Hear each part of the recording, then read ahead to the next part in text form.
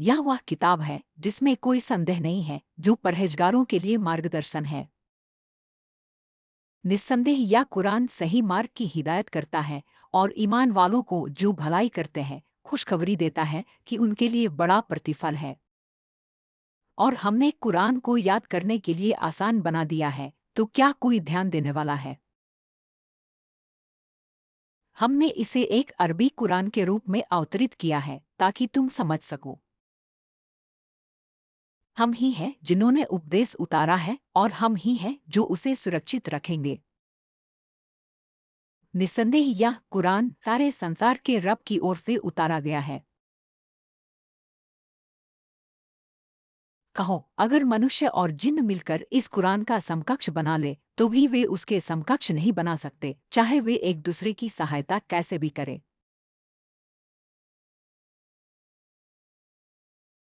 और हम इस कुरान को ईमान वालों के लिए तबीयत और रहमत के रूप में उतारते हैं, लेकिन यह जालिमों के नुकसान में वृद्धि ही करता है। ऐ पैगंबर, तुम उनसे पूछो कि सबसे अच्छा गवाह कौन है।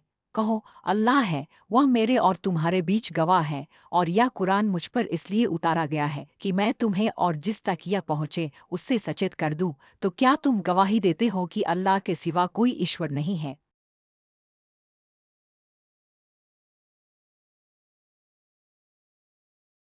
अगर हम इस कुरान को किसी पहाड़ पर उतारते तो तुम उसे अल्लाह के भय से झुकते और फटते देख लेते। हम लोगों के लिए इसी तरह के उदाहरण प्रस्तुत करते हैं ताकि वे चिंतन करें।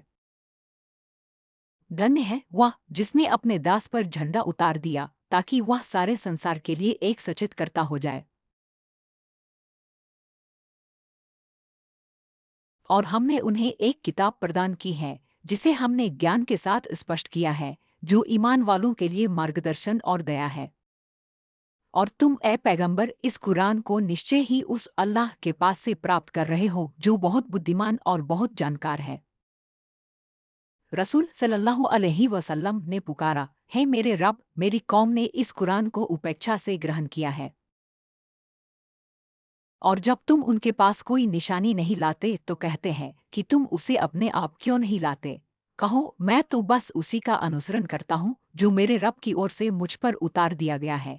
यह तुम्हारे रब की ओर से स्पष्ट संकेत है, ईमान वालों के लिए मार्गदर्शन और दया है। तो अगर वे सच्चे हैं तो इसके समान कोई बात लेकर आए। क्या ये लोग इस कुरान पर विचार नहीं करते कि अगर ये अल्लाह के सिवा किसी और की ओर से होता तो इसमें बहुत से विरोधाभास पाते।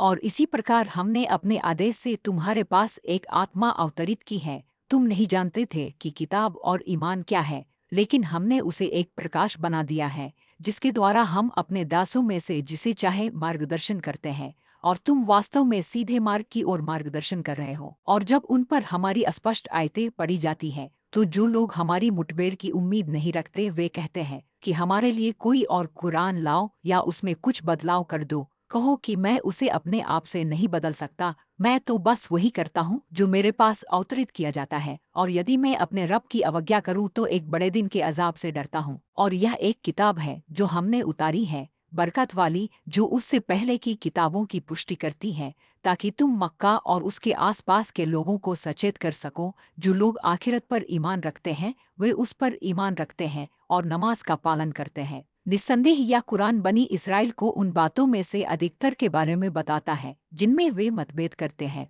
और जो कुछ अपने रब की किताब में से तुम्हारे पास अवतरित किया गया है उसे पढ़ो, उसकी बातों को कोई नहीं बदल सकता और तुम उसके सिवा कोई शरण नहीं पाओगे। और हमने इस कुरान में लोगों के लिए हर तरह की मिसाल दी है, लेकिन मनुष्य तो सबसे ज्यादा झगड़ने वाला है।